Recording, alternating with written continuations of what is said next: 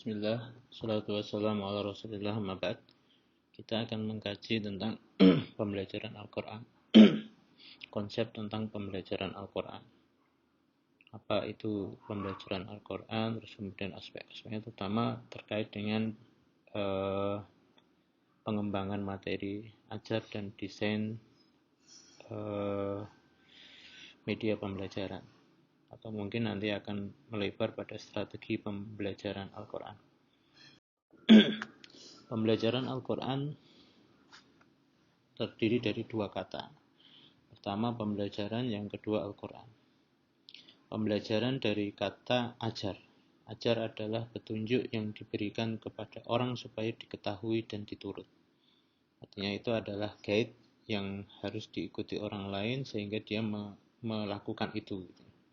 Itu namanya ajar.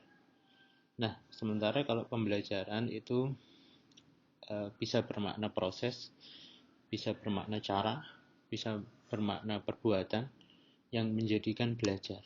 Artinya menjadikan seseorang belajar. Jadi proses menjadikan seseorang belajar itu namanya pembelajaran. Atau cara yang menjadikan seseorang belajar itu namanya pembelajaran. Atau perbuatan yang menjadikan seseorang belajar itu namanya pembelajaran. Ringkasnya adalah pembelajaran Al-Quran adalah proses, cara, perbuatan yang menjadikan pembelajar, orang yang belajar, itu belajar Al-Quran.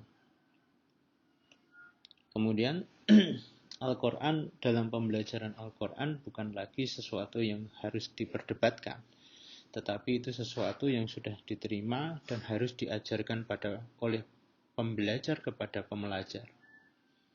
Artinya di sini kalau dalam tarikh Quran misalkan kita bicara tentang apakah Quran ini ada reduksi atau tidak begitu ya. Maka dalam pembelajaran Al-Quran itu sudah final, sudah selesai.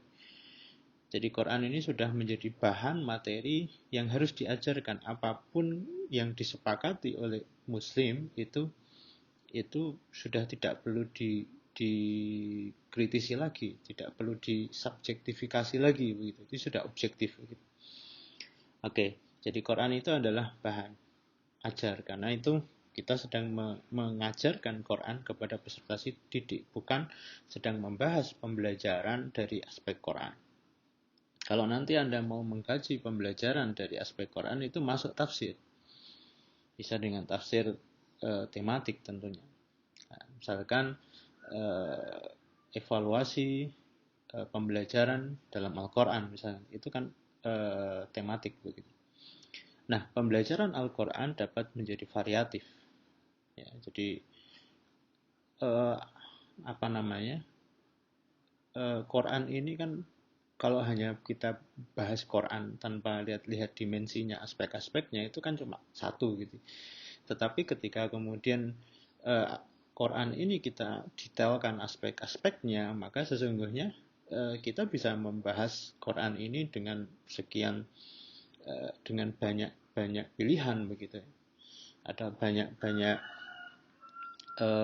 jenis pembelajaran yang bisa dilakukan di situ begitu.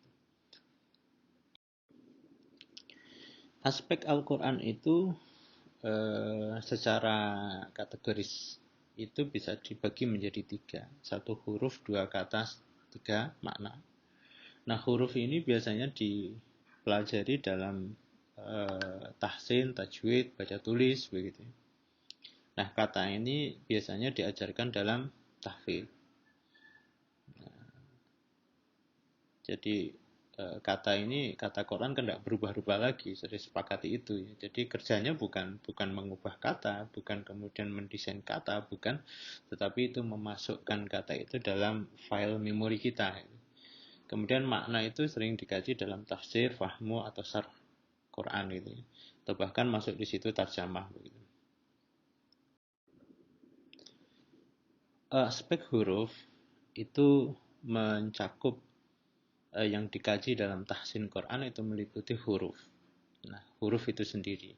Nah, huruf ini mengenalkan cara baca tulis huruf Al-Quran, imla'i, jadi huruf Arab itu ya. Nah, dan juga huruf Quran itu sendiri yang pakai rasam Usmani. Saya kira ini perlu kita ini ya. Jadi mengajarkan huruf Arab itu penting, dan mengajarkan huruf Usmani itu juga penting. Jadi bisa jadi nanti bahan ajarnya adalah huruf-huruf Usmani, huruf-huruf Al-Quran, bukan huruf-huruf Arab. Nah, mengenalkan huruf hijai itu bahan, huruf hijai itu bahan. Jadi huruf. Nah, kerjaan pembelajaran huruf itu adalah mengajarkan huruf Arab dan huruf Quran. Gitu. Nah, kemudian aspek yang kedua biasanya makharij. Makharij itu adalah mengkaji secara teoritis tempat keluar, sifat huruf, dan pengucapan. Yang sulit adalah yang agak kompleks adalah bagaimana mengucapkan huruf itu tepat. Nah, ini sebenarnya banyak hal yang bisa kita lakukan, misalnya membuat aplikasi untuk mengecek akurasi begitu ya, akurasi pelafalan huruf atau pronunciation huruf Quran. Oke. Kemudian yang ketiga tajwid. Tajwid itu adalah cara membaca Quran yang baik dan benar. Bahasan utamanya adalah nun, mati, tanwin, mim mati, mat. Dan ada bahasan-bahasan spesifik seperti qalqalah, tafkhim, tarqiq, imalah, macam-macam gitu. Jadi secara umum sebenarnya tajwid itu ya 3, nun mati, mim mati, mat. Nah, ini bahan semua. Nah, ini bahan semua. Nah, oke. Jadi ini bahan semua.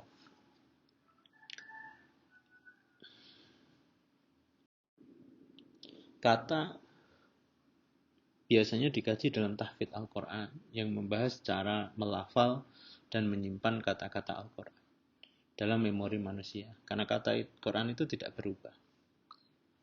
Ya, kata Quran itu tidak berubah. Itu kita hanya menerima saja dan bagaimana itu kita kelola. Dan biasanya fokus yang sering adalah ya menghafalkan itu, tidak kemudian ya kecuali kita mau membuat kaligrafi gitu ya. Jadi nanti pembelajaran kaligrafi Quran itu juga masuk ke tulis tadi, ke huruf tadi. Oke. Bahasan kata Al-Quran hanya satu, ungkapan Quran itu sendiri. Ungkapan Quran ada dua bentuk. Satu Al-Quran jika bersanad mutawatir. Makanya kemudian menghafal Al-Quran ini. Tetapi ketika sudah menghafal Qurannya bagus, biasanya kita akan berpindah atau melanjutkan pada qiraat. Maka jika tidak bersanad mutawatir. Sehingga ungkapan Quran itu bisa kita bilang ada Al-Quran dan ada qiraat. Nah, ini bahan ajar. Bahan ajar menghafal itu ya menghafal Quran yang 30 juz yang dikenal di Indonesia qiraah hafaz itu gitu ya. Tetapi kemudian qiraah yang lain itu adalah bahan yang lain yang bisa dihafalkan. Ungkapan Al-Quran adalah bahan pembelajaran Al-Quran. Bahan ini bersifat tidak dinamis alias statis. Oke. Kemudian aspek yang terakhir adalah makna. Aspek makna biasanya dikaji dalam fahmul Quran, tafsir Quran, dan yang lain. Yang membahas cara memahami Al-Quran. Jadi aspek makna itu mencakup makna dikaji dari tafsir. Nah, biasanya mencakup makna yang biasanya dikaji dalam ilmu tafsir gitu, dalam tafsir Quran. Atau maksud yang ditelusur dalam takwil. Atau tarjamah yang dibahas dalam tarjamatul Quran. Nah, artinya sebenarnya kalau kita mau bahas apakah tafsir dengan tarjamah itu sama, apakah takwil, tafsir, tarjamah itu sama, itu perdebatan yang saya kira tidak akan selesai. Cuma saya menggarisbawahi bahwasanya makna itu tafsir, maksud itu takwil, kemudian terjemah itu tarjamah. Biar memudahkan kita untuk membuat bahan-bahan itu lebih spesifik. Misalkan kita kalau mau membuat bahan makna, maka sumber kita itu adalah tafsir. Kalau bahan itu maksud, maka sumber kita adalah takwil itu.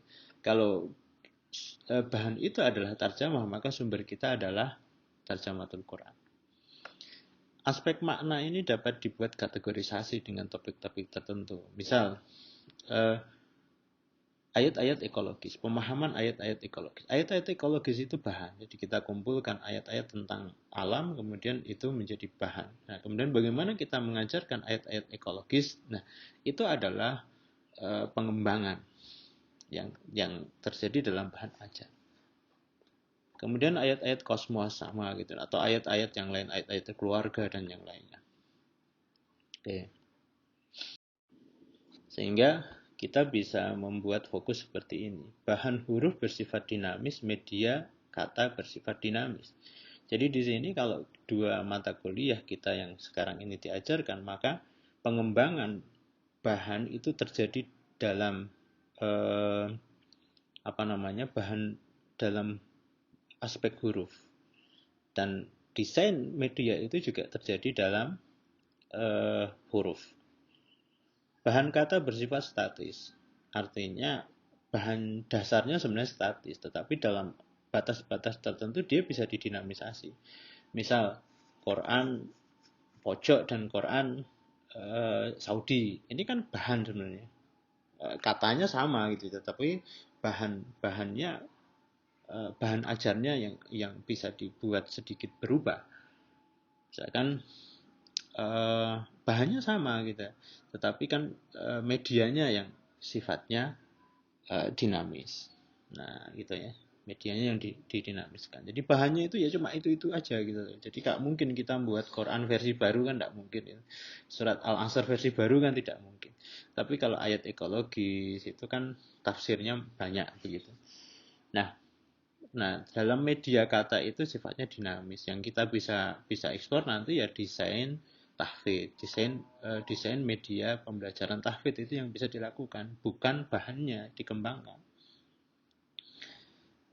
Kecuali bahan itu adalah media yang kita sebut gitu ya. Bahan ajar itu kemudian ya masuk di situ yang bersifat medium gitu ya. Itu mungkin bisa kita kembangkan. Sementara aspek makna dua-duanya bisa berlaku, pengembangan materi bisa, desain media juga bisa. Oke. Bahan Al-Quran itu bersifat dinamis, dapat dikembangkan dalam pengembangan bahan ajar. Jadi yang bahannya sifatnya dinamis kita nanti bisa kembangkan, dan itu masuk dalam kategori pengembangan materi ajar atau bahan ajar. Media pembelajaran bahan sejatinya semuanya bersifat dinamis. Artinya itu bisa didesain dan dikembangkan. Baik itu kata, baik itu huruf, baik itu makna. Nah, di sini saya kasih beberapa ide kajian yang mungkin jadi gambaran bagi Anda sekalian, yang nanti bisa ditulis dalam artikel jurnal dan bisa dipublish, dan moga-moga itu bisa menjadi skripsi begitu. Contohnya adalah upaya memaksimalkan pelafalan surah Al-Asr melalui aplikasi Quran Talqit pada siswa MI Muhammadiyah Bendo program khusus pada semester Gasal 2002-2003. Jadi bahannya itu surat Asr, tetapi aplikasinya adalah aplikasi Quran Talqit. Hanya masalahnya adalah ada nggak aplikasi itu. Kalau tidak ada ya kita harus membuat. Nah, apakah kita bisa membuat? Tentu kita perlu ahli IT begitu ya. Nah, saya kira itu bisa dipelajari. Tetapi ini adalah jenis gambaran ide yang bisa kita lakukan ketika mau menulis tentang pengembangan pembelajaran dan media pembelajaran. Upaya meningkatkan pemahaman hukum nun, mim, dan tanwin melalui permainan ular tangga pada siswa MI Muhammadiyah Benda program khusus pada semester 2002. Jadi di sini harus Anda amati. Di sini ada solusinya apa? Meningkatkan pemahaman.